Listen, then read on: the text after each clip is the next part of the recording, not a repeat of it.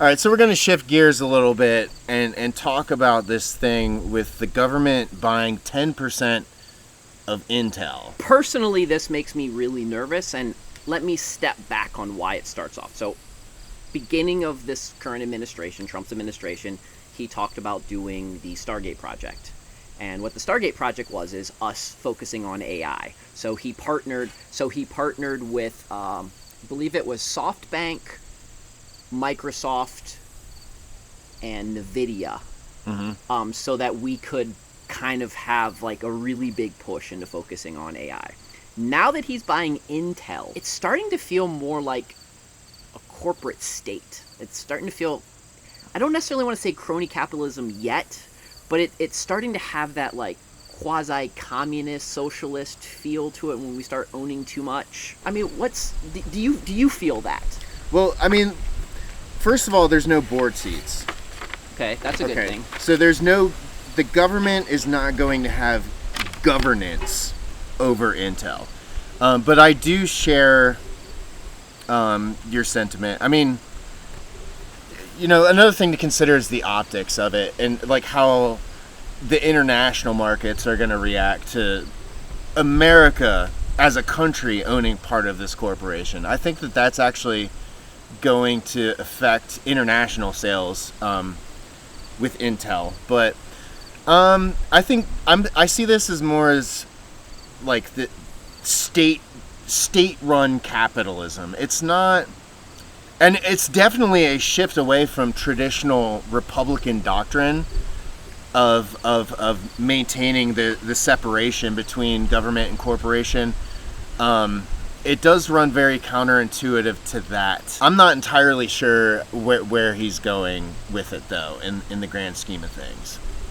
I mean, my biggest pushback is something that I've always thought about as a kid, is that America was the land of the free market. Yeah. You had the government that made the policies and the corporations that made the money, and we didn't really cross-pollinate. We didn't really let those two meet in the middle anywhere. And I noticed it a lot happening in 2008 when we bailed out the, General Motors, or what was called at the time Government Motors, right? Where they had, I think it was up to 60% of General Motors we owned at the time. And then also we bailed out AIG, which was the largest financial lender in the world at the time, and we owned 80% of that. Well, I mean, I see that too big to fail.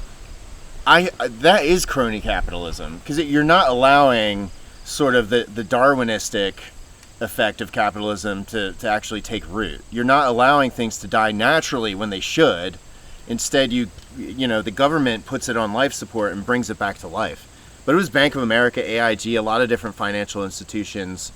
And by the way, this is a nonpartisan.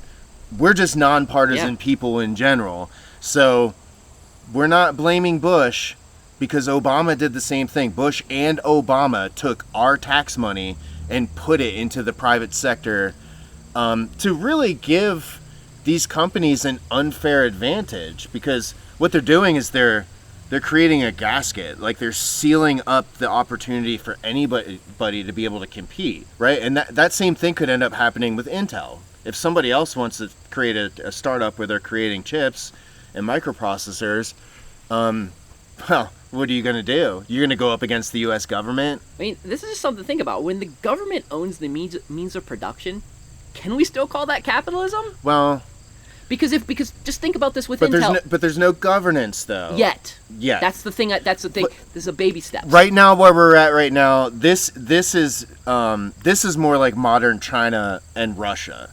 How the Chinese government, for Tencent, for example. Tencent. Anytime you hear the word Tencent, just think CCP, because the CCP owns a significant portion of it and determines its autonomy. Like, there is actually governance and control over companies like Tencent in China. So this is a move more towards like the Chinese and the Russian model, I would say. But we still have the German government still owns 30% of Volkswagen, right? And they still get those 30% votes. I agree with you. That's the good thing about this. What's going on with Intel right now is that they're pretty much silent owners. Yeah. The government doesn't get to have any say. But we see how our politicians do stock trading, and this is just a real slippery slope. I would have much rather us create like a special entity, moved it to the side, said we're doing it because we want to make sure this company can succeed, and then figure out a strong plan of action to get it back to being purely private again. Well, whatever happened to but whatever happened to contracts, to contracting? Why didn't the government create a contract with Intel to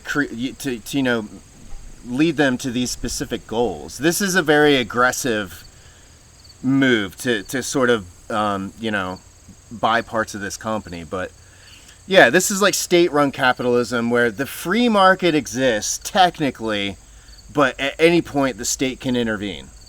See, the other reason I'm bringing this up is because last episode we talked about how the coal companies and what they were doing to the coal mines and led to the Battle of Blair Mountain. Right. If the government keeps going in this particular direction, they might end up trying to say that they own the houses that we live in, to the point where it's not just our property taxes, but we've got to pay rent to that. That's a direction I know I'm stretching this really far. No, you're not. I would argue that property taxes already are rent. Okay. And that you don't truly own your property. You can pay it off. You can pay off your mortgage.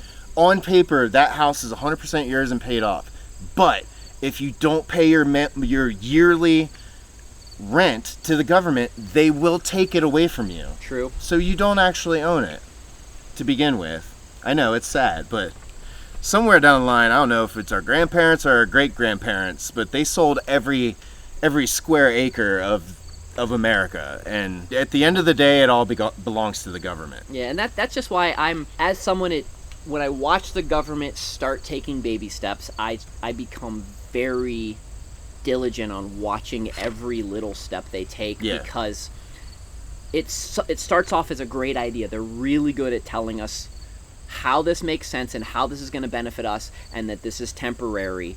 And as we said before in past episodes, we've never seen the government, when they say start something off as temporary, rarely does it not become a permanent. Yeah, I totally agree. This is like, it's just another baby step towards actual communism. You know what I mean? It is in a very tiny way, the means of production being seized. But it's still this weird hybrid thing. And that's kind of the American system in general. You know what I mean? We're not purely capitalist. When people are like, capitalism's failing us. Like, we're not capitalism. This isn't a capitalist society. It's a combination of capitalism. It's a combination of cronyism, of state-run capitalism. Like I said, where the government can intervene. And then there's a little bit of socialism, because, there's a safety net down at the very bottom for all the poor. Yeah, we have social contracts. Yeah. That's like Social Security, Medicare, Medicaid, and even the programs that we do to help the poor or help the elderly in certain times of the year. Yeah. So yeah, you're right. It is. I'm just afraid that we are possibly going into like a corporation communist, or like having the corporations have way more say. And I point this out because in my lifetime we saw Citizens United that gave corporations the same voice that we have. And so now when the government is also joining forces with corporations, and corporations now have the same voice that we have in the government, it's almost like the government can then talk to themselves, and sooner or later cut us out, is my fear.